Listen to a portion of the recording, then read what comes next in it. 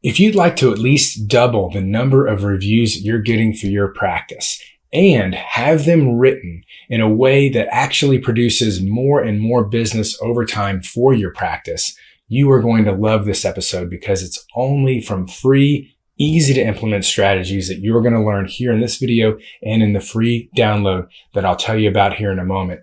No need for reputation management firms or expensive automated, systems or platforms. This stuff is simple and easy. And I'll tell you what, it drives so many cash pay patients to my practice and so many of my coaching clients' practice as well. In fact, I helped one person transition their practice from totally in network to fully out of network, basically overnight, dropped all contracts. He was immediately going from low profit, multi-sessions an hour to 30 to 60 minutes with each patient, $200 an hour, fully booked. And guess what was driving it? His Google and Yelp reviews. And part of what you're going to learn today is exactly what he did to be able to transition completely out of network overnight and stay fully booked with cash pay patients.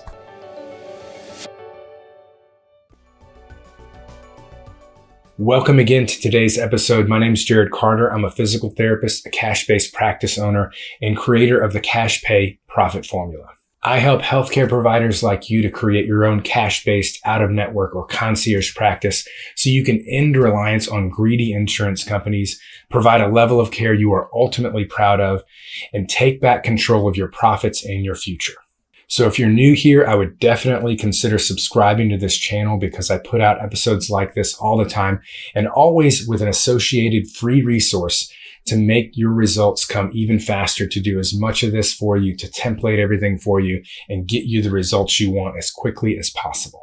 And the free resource for this episode is my guidebook. It's a very short, quick to implement book on 8 crazy fast ways to at least double the number of reviews you're getting for your practice. And a lot of what I'm describing here as far as the strategies are scripted out and templated, just done for you in that guidebook.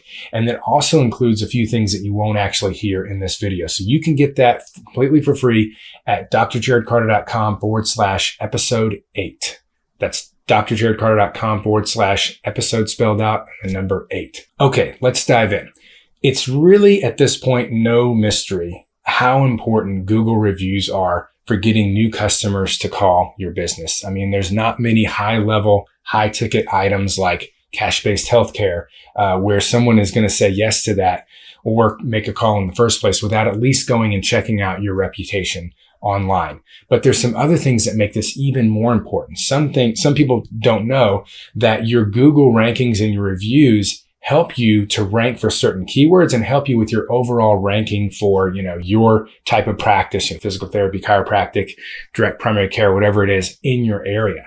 So it can have a huge impact on your organic ranking.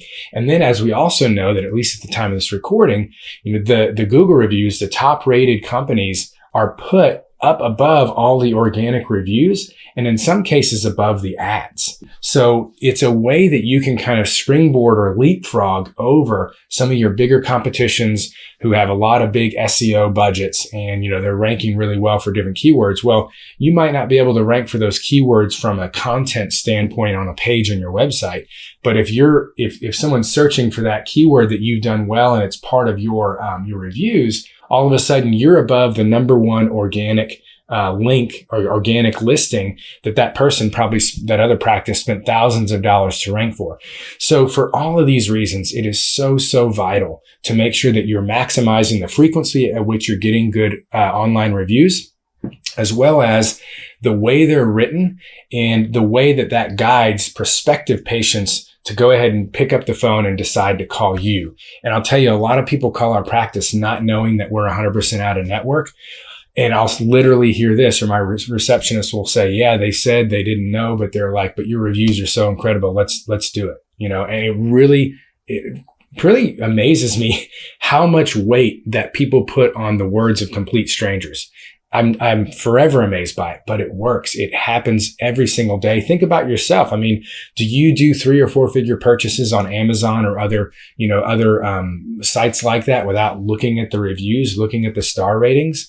I mean, it really has an impact in it. And we all use this to this day. And I think over time, it's only going to become more important. So let's dive in. Let's first talk about how to make the ask And then after that, we'll talk about some ways to make automated asks and when to make to ask your clients for those reviews. But the how part, the part that I really want to convey the importance of, has changed over time for me. Now, the concept behind it is that you want to make sure as much as possible your reviewers, your clients that are going to leave you a review, are starting from the beginning of their journey. Let's say in the case of physical therapy, back when they first started to have the pain, even if they hadn't seen you for years or they went through some big long saga or they waited to get treatment at all, like you want those kinds of statements to occur because you want to be able to speak the language and echo the thoughts of the prospect, the person that's looking at reviews, trying to decide who to call. You want your reviews to be speaking their language where they are at in that decision-making process, which is not the end of the road. Jarod fixed my back pain. I mean, that's great. You want that in there too, but you want them to first read, yeah, I started to have this, stiffness. I kind of ignored it. But eventually it got so bad. Now it became pain. I went to an orthopedist. They just gave me pills. They sent me to PT. All I did was exercises there. Finally, I was looking for something different because I was considering surgery, and I found, Carter physiotherapy. Oh my God, what a difference. These were the results I got. Highly recommend. Versus I went to Carter physiotherapy after, a year or two of back pain. And, this is what happened from that point on. It's that decision-making process. And maybe they're already partially in their own saga, right? That you want to speak to, or you want your clients to speak to in those reviews. That's what gets people to really, pick up the phone. And so the thing with that is that I used to have, like, when I'd send out, whether it was an automated email or when someone would say they would leave a review and we manually email them, hey, here's what we'd love you to do. Here's the link. And hey, if you could just, use these questions or answer these questions as as guidance for your review. And it's like 4 or 5 different things. And what I found over time is that people were looking at that and they're just like, too much. And they just, click away, right? It was just too much. These days, it seems like, attention spans are getting shorter and shorter. There's a lot of too long didn't read attitudes out there. And so you got to make it really concise with the ask. And so when you download your free resource at drjarodcarter.com/episode 8, you're going to get the exact script that we use now that has evolved over time that we have found gives us the highest amount of people saying, yes, I'll do that right now. I'll take the 60 seconds and starting from the beginning of their journey so that it has the most impact on generating business for my practice. So that's the kind of how to ask. Now let's talk about all the different times when to ask and, which of those can be automated and what ways you can stay in front of people with the ask and how to follow up to make sure people follow through and really do leave that review that they promised you. So first you want to have that script, that copy paste text that you're going to, when you have asked someone, hey, could you tell, we get a lot of business from our online reviews. You're doing so well. I'm so excited, almost to the finish line. Would you mind telling your story, in the form of a Google review?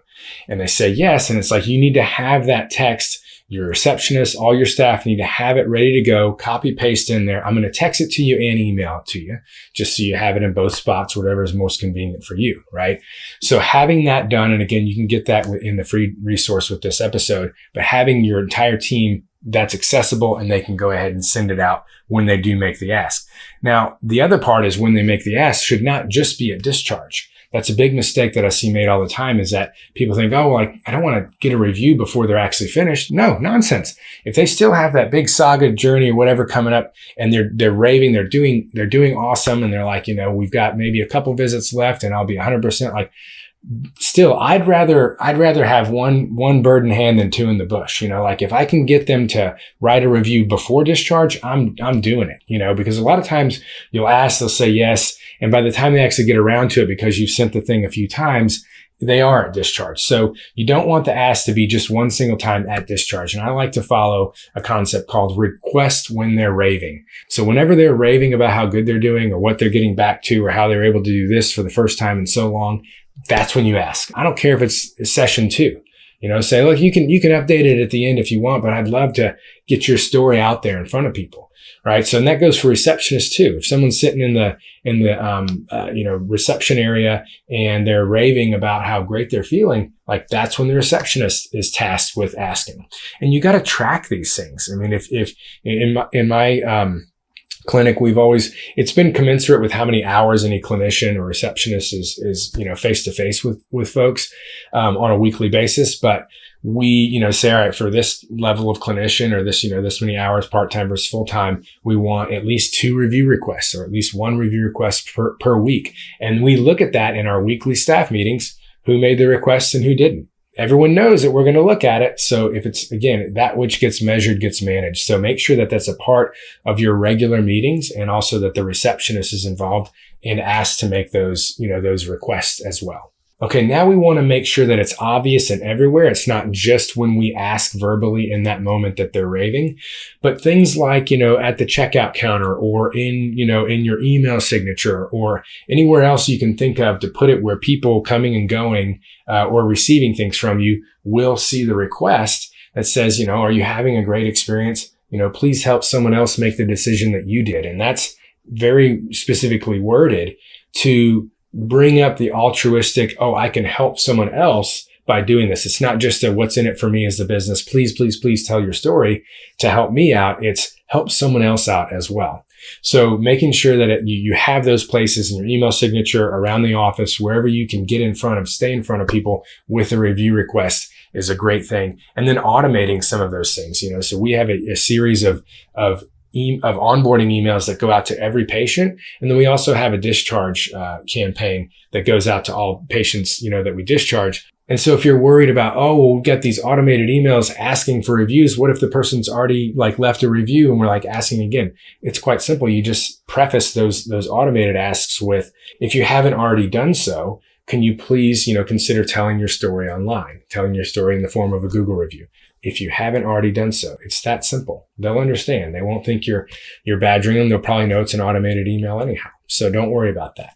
And then finally, a post-discharge thank you card that has some components to it that will make it quick and easy for that person that gets this handwritten card to be able to scan it and go ahead and post that review. And again, in our free resource for this episode, you can see exactly how to do that and exactly what we like to send out to our clients. And I'll tell you, once we have started to implement all of these things and tracking it, it really, really has made a difference. And the final thing I'll leave you with is that the tracking after the initial request, I have found is absolutely vital. So making one person, usually your head administrator, the quarterback for this is, whenever my staff has asked and they say, yes, they'll do it, they'll just tell Gretchen, say, hey, Gretchen, so-and-so said they'd leave us a review. She takes it from there. They get the text, they get the email. They're put into that tab of our lead and patient tracking spreadsheet, our review follow-up tab. And then we know that she's going to get an automated email to check, did they leave a review within that next week? If they didn't, they get the request again. If they didn't leave it in the next 3 weeks, they get a third request. We stop there.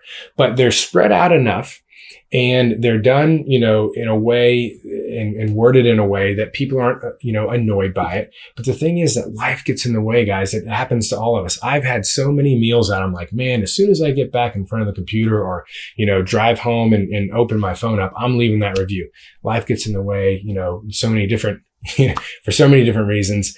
And we just don't do it. We're human. So we got to stay in front of them, and doing that, or setting someone in your practice to stay in front of them will have massive impact. If you do just that one thing from this whole video, it'll make a huge difference. And like I'm promising, at least double the frequency at which you're getting these reviews. And again, having them written in a way that maximizes the business that they actually produce. So once more, drjarodcarter.com/episode 8. Do not miss out on these templates and scripts and checklists and the thank you card. Just get it all for free. When you go over there, you'll scroll down. There'll be a button there where you can download it.